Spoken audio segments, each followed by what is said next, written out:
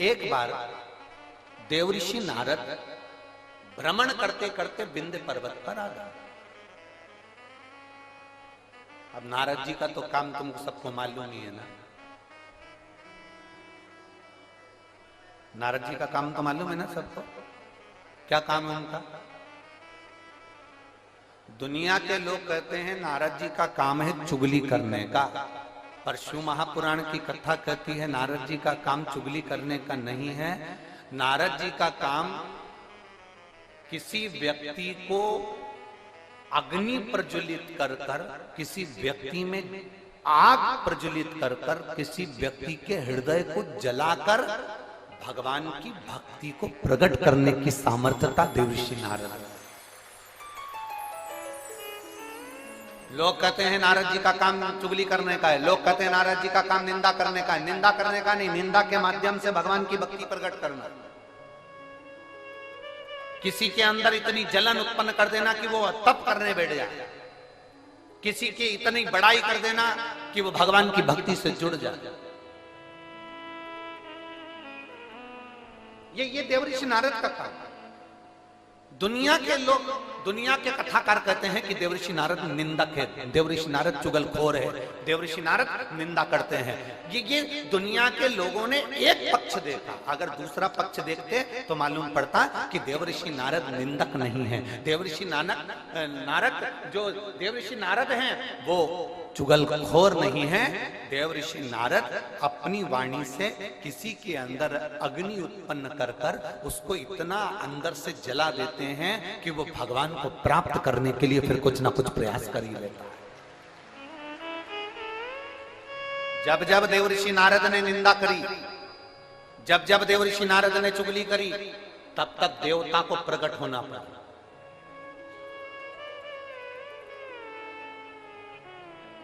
गए थे माता लक्ष्मी के पास में। देवऋषि नारद ने माता लक्ष्मी जी से कह दिया था, मैया बहुत भूख लग रही है, कुछ खाने का है क्या?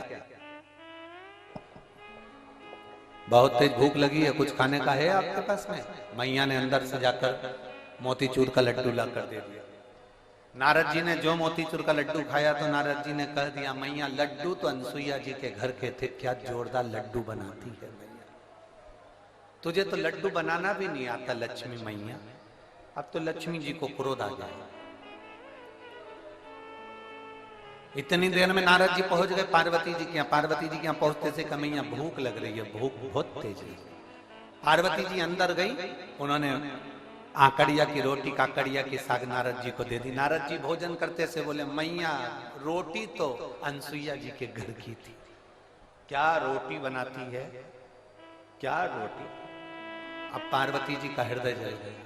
थोड़ी देर बाद नारद जी ब्रह्मा जी के यहाँ पहुंच गए। ब्रह्माणी बैठी थी, ब्रह्माणी से कहा, मैया बहुत तेज भूख लग रही है।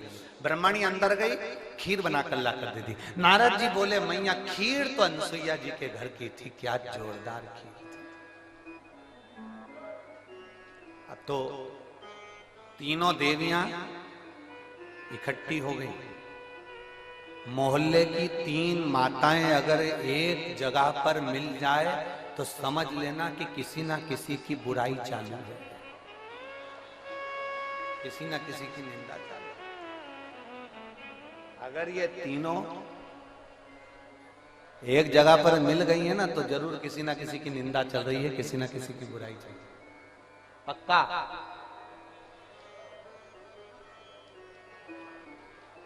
इकट्ठी हो गई। तीनों देवियों ने आपस में विचार करा कि अपन तो परेशान हो गए नारद जी के कारण, अनसुईया अनसुईया अनसुईया अनसुईया। ऐसा क्या अनसुईया में? अपने अपने पतियों को परीक्षा लेने भेज दो। ब्रह्मा विष्णु महेश तीनों परीक्षा लेने के लिए चले। और जैसे ही ब्रह्मा विष्णु महेश परीक्षा लेने के लिए चले, परीक्षा लेने के लिए जैसे ही चल दिए, इतने में तीनों दरवाजे पर पहुंचकर भिक्षा मांग रहे। माता भिक्षाम दे, माता भिक्षाम दे, माता भिक्षाम दे। अनसुईया जी बाहर निकल कर आई। और माता अनसुईया जब बाहर निकल कर आई और माता अनसुईया जी ने जो दर्शन किया, दर्शन करते से ही माता अनसुईया जी ने पूछा, देवताओं आपको क्या चाहिए? तो कि भिक्षा चाहिए। अनसुईया जी अंदर गई, पात्र में थोड़ी सी भिक्षा लेकर आई, अन्न का दान देने लगी। इतने देर में जब अन्न का दान देने लगी, तब उसी समय पर अनसुईया जी जब अन्न का दान दे रही थी, तब तीनों देवताओं ने खड़े होकर कह दिया, हमको भिक्षा ऐसे नहीं चाहिए,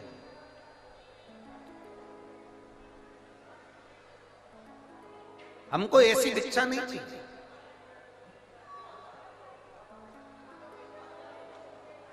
हमको ये भिक्षा नहीं। तो तुमको कैसी भिक्षा चाहिए? ब्रह्मा विष्णु महेश ने कहा, क्योंकि इनको देवियों ने कहा था कि जब भिक्षा मांगने जाना तो अनसुईया जी से कहना कि वस्त्र उतार कर भिक्षा देने के लिए, वस्त्र। अब तीनों देवताओं ने कहा, मां भिक्षा तो चाहिए, मां भिक्षा तो चाहिए, पर वस्त्र उतार कर आए, वस्त्र उतार। अनसुईया जी बोली कि देवताओं, आप कह रहे हो कि अंदर का स्पीकर बढ़ाओ, अंदर आप कह रही हो कि भिक्षा चाहिए और भिक्षा चाहिए और वो भी वस्त्र उतार कर चाहिए। अनसुईया जी ने कहा, बाबा ऐसी कोई भिक्षा कोई नारी कभी नहीं दे सकती, ये भिक्षा कभी कोई नारी नहीं देगी। नारी अपने वस्त्र उतार कर कैसे भिक्षा देने आएगी?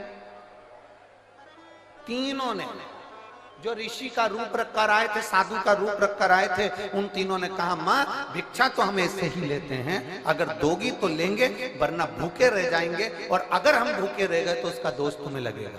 अनसुईया जी अंदर गई। नारद जी ने जो तीनों देवियों को अग्नि उत्पन्न करी थी, वो अग्नि आप काम कर गई। अनसुईया जी अंदर जाकर जल लाई। अगर मेरा सात्वित्व तो पक्का है, मैंने अपने पति की सेवा परमेश्वर मानकर करी है, तो ये तीनों की तीनों बच्चे हो जाए।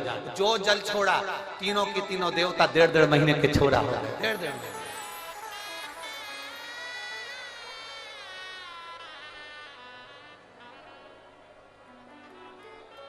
अंत ऋषि तो थे। अनसुईया जी ने विश्वकर्मा जी का ध्यान कर कर चंदन का पन्ना बनवाया, रेशम की डोरी लगवाई, तीनों देवताओं को उसमें विराजमान कर दिया, तीनों देवताओं को उसमें विराजमान कर दिया।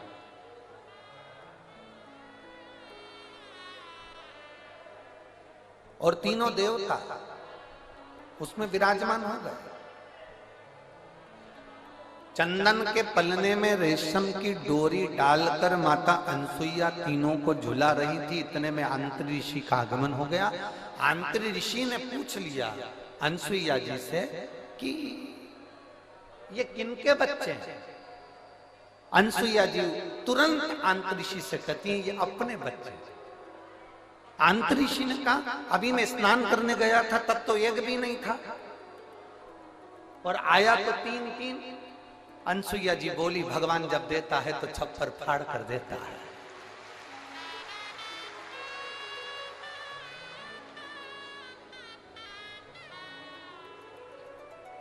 अब नारद जी का काम देखिए।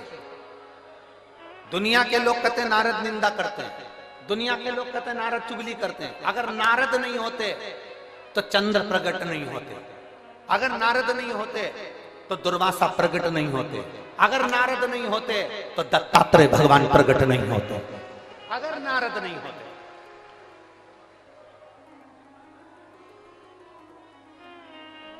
नारद जी चले, लक्ष्मी जी के पास में पहुंचे। मैया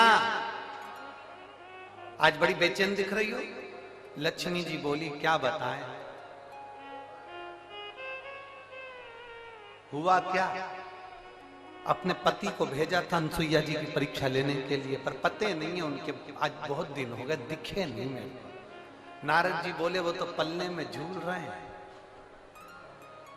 लक्ष्मी जी बोली, फालतू की बात मत कर, मेरा इतना बड़ा पति कोई पल्ले में झूलेगा? चल जा से जा। नारद जी वहां से चले तो पार्वती जी के यहाँ पहुंच गए। पार्वती जी बहुत डिप्रेशन में थी, बहुत टेंशन था माता पार्वती जी। भगवान से देवऋषि नारद ने पूछा, माँ आप बहुत चिंता में दिख रही हो। नारद जी बोले तो पार्वती जी बोली, बहुत चिंता है। मेरी सहेलियों के कहने पर मैंने मेरे पति को परीक्षा लेने भेजा था, तो अभी तक पते नहीं है, और मेरे पति को तो कोई पकड़ भी नहीं सकता, कोई उनका किडनैप भी नहीं कर सकता, क्योंकि उनके गले में बब्बा पड़ा है। किसके बाप में दम है कि मेरे पति को पकड़ ले? दम चाहिए। मैया पल्ले में झूल रहे हैं।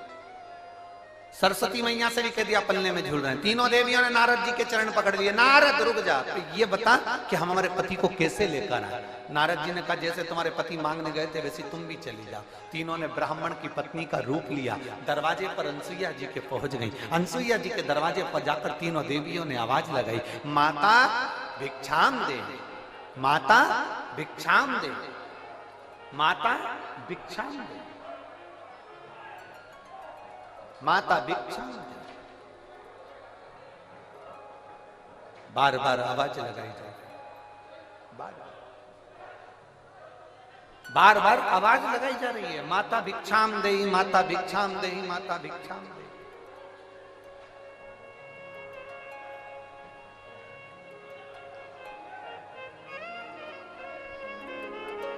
बार बार आवाज लगाई। और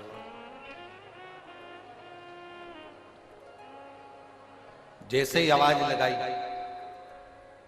पार्वती मैया निकल, अनसुईया मैया निकल कर बाहर आई। जो अनसुईया मैया निकल कर बाहर आती, इतने में अंतरीषि ने आवाज लगाई, अनसुईया कहां जा रही हो? अनसुईया रुक गई। दरवाजा बंद है, तीनों देवियां बाहर। लक्ष्मी ने पार्वती से कहा, पार्वती जरा देखो तो अंदर अपने पति हैं भी कि नहीं है? पार्वती जी ने सरस्वती से कहा, तुम अंदर झांक कर देखो पति अंदर है कि नहीं है।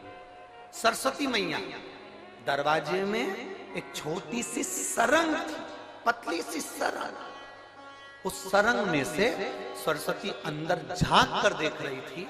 इतने में पीछे से देवऋषि नारद जी आकर बोले, मैया तुम दूसरे के घर में झांकी हो ना, आज से पृथ्वी पर जितनी माता है ना, इनकी भी आदत बदल जाएगी। ये जब भी कपड़ा सुखाने ऊपर जाएगी तो पड़ोसी की छत जरूर ढाक के आएगी, क्योंकि माँ आप झांकी हो, आप झांकी हो, इसलिए ये गुण आ जाएगा। जब सुना, थोड़ी देर बाद माता अनसुईया जी ने दरवाजा खोला। जैसे दरवाजा खोला, तीनों देवियां चरणों में पड़ गईं। तीनों देवियां। अंतऋषि ने अनसुईया जी से पूछा, ये कौन है? अनसुईया जी बोली, ये अपनी बहुएं हैं। अंतऋषि बोले, बेटे इतने इतने से बहु साथ साथ हाथ।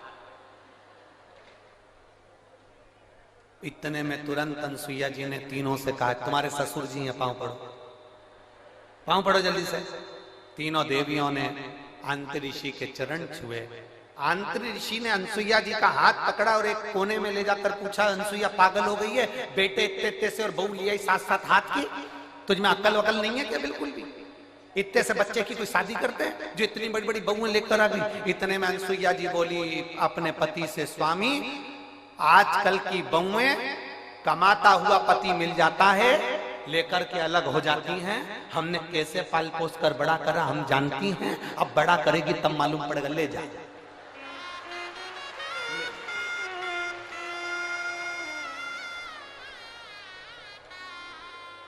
अब तीनों देवियां तीनों देवताओं को देखकर टेंशन में आ गई। लक्ष्मी जी बोली, मेरा कौन सा है? और पार्वती जी बोली, मेरा कौन सा है? सरस्वती जी की, मेरा कौन सा है? तीनों एक एक बच्चे को उठाती हैं, घुमा घुमा के देखती हैं।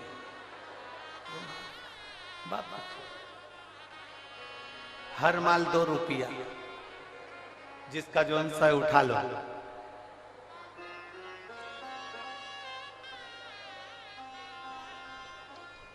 अब उठाएं किसको?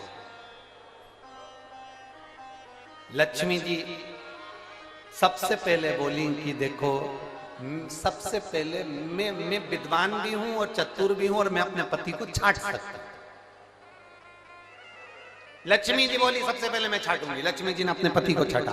जो छाटने बैठी लक्ष्मी जी, तो भगवान ब्रह्मा जी को उन्होंने अपनी गोदी में उठा लिया और ब्रह्मा जी को गोदी में उठाकर बोली ये मेरे पति हैं। उनको जो हाथ में लिया, इतनी देर में तो अनसुईया जी को हंसी आ गई। अनसुईया जी को हंसी आई, उन्होंने कहा रुको, इन तीनों को वापिस सुलाओ। जमीन पर सुलाया। अनसुईया जी ने हाथ में जल लिया, अगर मेरा पतिव्रता धर्म प्रबल है, मेरा सातित्व पक्का है, तो मैं जल छोड़ती हूँ, ये तीनों के तीनों बड़े हो जाएं। तीनों बड़े हुए, उन्हीं के अंश अवतार चंद्र, दुर्वासा और दत्तात्रेय भगवान प्रकट।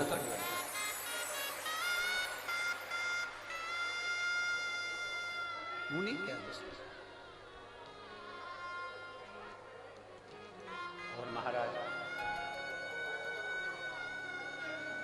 दुनिया के लोग कहते हैं कि देवऋषि नारद चुगली करते हैं, देवऋषि नारद निंदा करते हैं, देवऋषि नारद बुराई करते हैं। नहीं, देवऋषि नारद देवता को प्रकट करने के लिए, भक्ति को प्रकट करने का कार्य करते हैं, और वो देवऋषि नारद ने किया।